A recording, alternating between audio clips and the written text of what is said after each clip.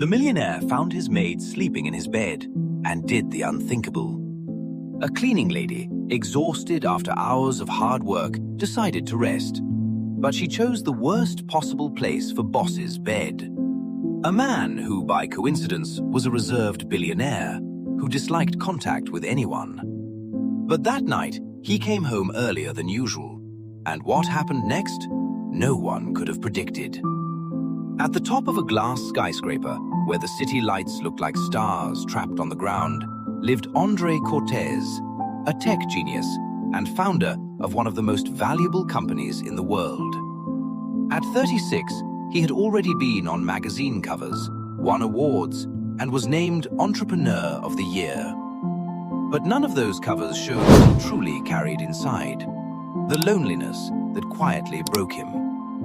His penthouse had 6 floors, a 360-degree view of the skyline, and technology from another world.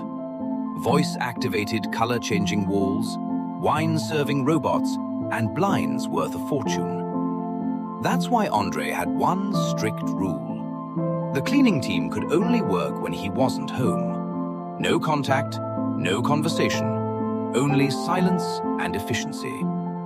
Until on a cold Wednesday morning, Camilla arrived on the 45th floor to clean the apartment for the first time. She was young, a single mother of a 5-year-old boy, dark circles under her eyes, a resume filled with temporary jobs. When the elevator doors opened, she could barely breathe.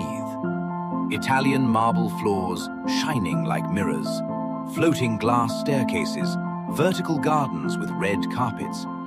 It looked like a place from another world, one she could never belong to. Camilla worked tirelessly, cleaning every detail as if it were an exam. But when she opened a dark wooden door, she found the main bedroom. The bed was enormous, covered with Egyptian cotton sheets and surrounded by soft pillows. She sat at the edge, and the world disappeared when the warmth ascent the silence. She fell asleep. Hours later, the door opened. Andre stepped in and froze.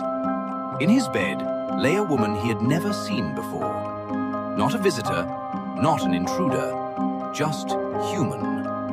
He could have shouted, called security, made a scene, but he didn't.